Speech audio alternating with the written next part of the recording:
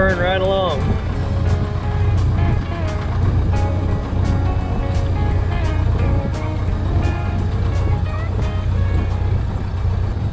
All right, you want to talk about it? Tell him about 60s. Now, he bought it after the 29, right? Yeah, he bought this car. So my grandpa bought this car after he bought the 1929 Model A Roadster pickup that I made that previous video on that everybody seems to enjoy. So what was it, mid-60s? Yeah, he had a lot of cars. He had a Rickenbacker sedan, all aluminum body. It was an early 20s car. Had V12 Cadillacs. He had a lot of cars back in the day. He really liked Model Ts. Had a few of those. Really liked Model A's. Liked the Fords. Bought this car in the mid-60s. Drove it around a little bit. Bought it off of one owner, and it only had like 20,000 miles on it. It's only got a little over 20,000 now. Well, that's not working, but we haven't drove it much. I got to figure out what's going on with that. But anyway, drove it a few local parade or two. And after a short time, he decided he was going to restore it. Frame up, frame off, restaurant on it. Took it all apart. Had a professional lacquer paint job done on it. And, life got in the way, as they say. And it hung doors and fenders and everything in the rafters. The body would just sit down on boards on the frame. Never got any further for 30 years. Sit that way for 30 years. And I was working for him in the radiator business at the time. And one day he brought the title out and he said, "Here," he said, "I'm signing this car over to you, and maybe you'll get the damn thing put together, because I can't seem to get it done." So I thought, all right, yeah, that sounds cool. So he ended up taking it over to my place. I noticed that there was a little bit of pitting on the bottom of the frame where he had it on a rock floor, and there's condensation that was allowing it to drip over the years. So stripped the frame all down, put a high dollar paint job on the frame, pulled it in my garage, set the body back on wooden blocks, hung the doors up in my rafters and the fenders. There it was, unassembled for another 30 years. This was a 60-year resto project on this car. But Polly, our oldest daughter, got married here a couple of years ago, and she wanted to use it for a wedding car, so we got motivated on it, and we got going. Thanks to the help of the Model A guru over in St. Charles, Missouri, Larry Shepard, we done some swapping on radiators. He mounted the body, got the thing running, got her tuned, added whatever it needed. His buddy Tom Holsgrave done the interior, swapped the interior for a radiator. Those guys wanted radiators pretty bad, apparently. Yeah, so this is original old stock from the 70s. Yeah, this is a LeBaron Bonney kit from the 70s that Dad had bought. Never got around to putting any of that on it. And believe it or not, it was kind of in a heap in boxes. Had a lot of mouse nests, but it only had one mouse chew there in the back seat, one hole. And Tom managed to make a circle out of it, cut a plug and patch it, and you can hardly see it. I mean, it looks like it's been patched. I want this interior just for the nostalgia of it, Yeah. And plus, it's heavy fabric. It's good stuff. Yeah, it's nice. So anyway, we got her going, and we're enjoying it. We drive it like a Jeep. It could be a fine point show car. I mean, it's rust-free and all that, but we just enjoy running up and down these country roads. Got a Berg's radiator in it, so it doesn't overheat. Never overheats. It was running a little warm, so we'll put a new one in. So we got to get the wiring. We've got an original factory wiring harness to install on it. I'm going to make a separate video on us reinstalling the wiring harness and putting the top on. We still got to get the top put back on it. But other than that, it's in real good shape.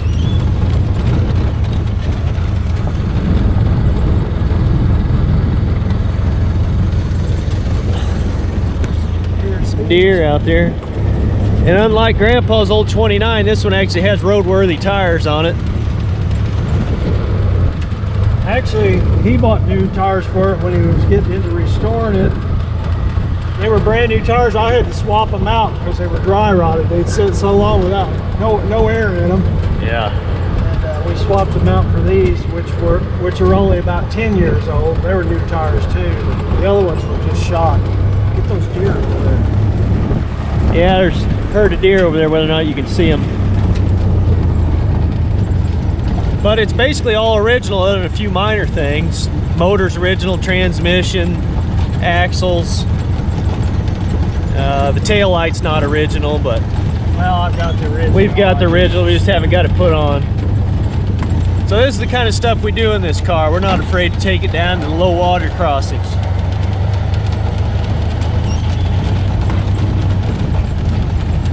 This is about how they used to run the old Model A's anyway. Wouldn't have had too many nice paved roads to go on.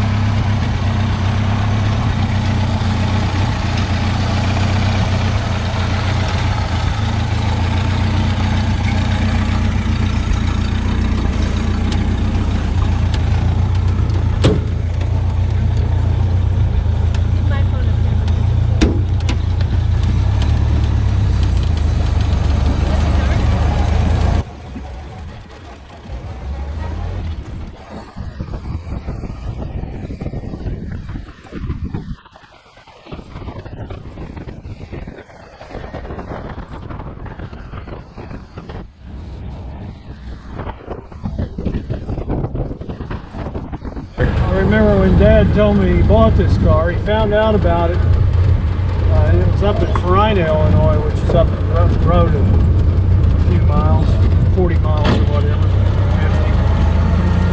And there was another guy after it too. And so anyway, Dad worked up that way on the railroad. He stopped in and told the guy he'd like to buy it. And the guy was busy at the time, but agreed on a date that Dad could come back. Already had a price, pretty much worked out on it. So Dad goes back up there on it when he was off, and the old man and his wife were looking the car over, and the old man, he didn't really want to part with it. He was starting to have second thoughts. He was getting cold feet. Dad said he just whipped out the wad of cash and showed it to him. His wife hit him in the shoulder and said, "Take the money." so he got her bought. There was another guy that was going to buy it, and he was like a day late on it. So that's the way the story went. And he actually lives up there in Watson Mason area, real close to where this car lived.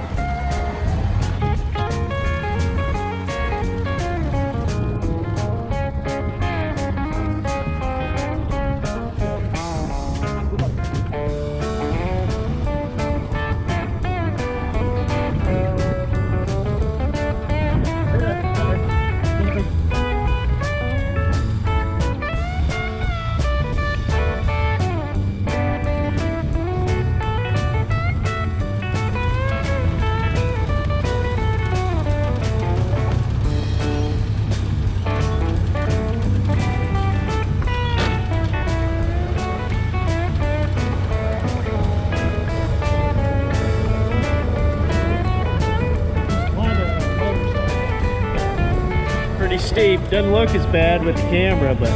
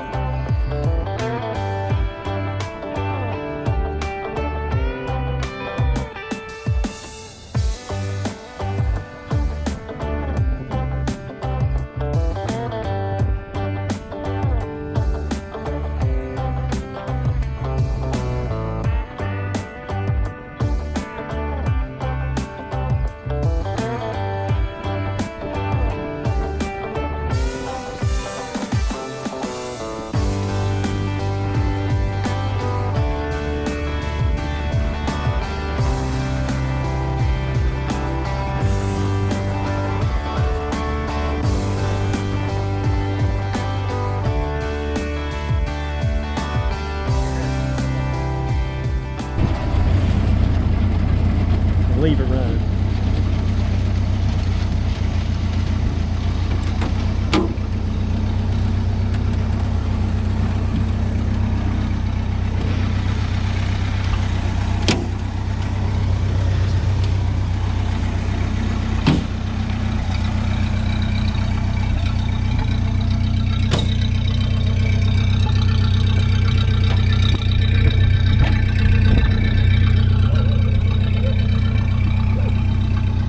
Yeah, like Dad said, this was repainted the original Niagara blue back in the 70s. The paint job's still in great shape. Here's a bit of a view of the engine, the original Model A green Berg's radiator. We've got an aftermarket alternator on here for the time being. We're going to swap that back out to the original style. We just had it on there to get it running. But yeah, it runs good. Like I said, I'm going to have more videos on this car. We'll make a video of us reinstalling the wiring harness and putting the top back on. But I just kind of wanted to make a introduction video where we got out and drove it and talked about the history of the car. So I hope you enjoyed the video, and if you liked it, subscribe to the channel and stick around, and I'll have more vintage Ford videos to come.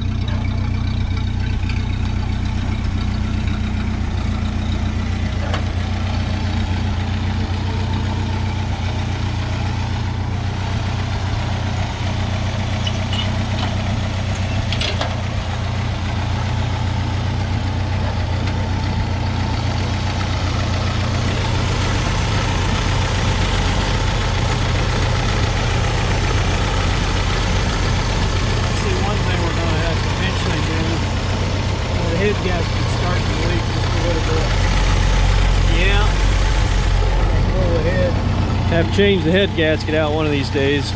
Make a video on that too.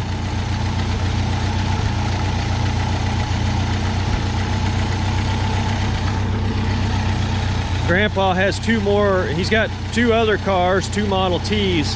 Eventually we're gonna get those out and we'll film all that. But you can see the Berg's radiator in there. You can still touch the radiator cap and not even burn your hand on it.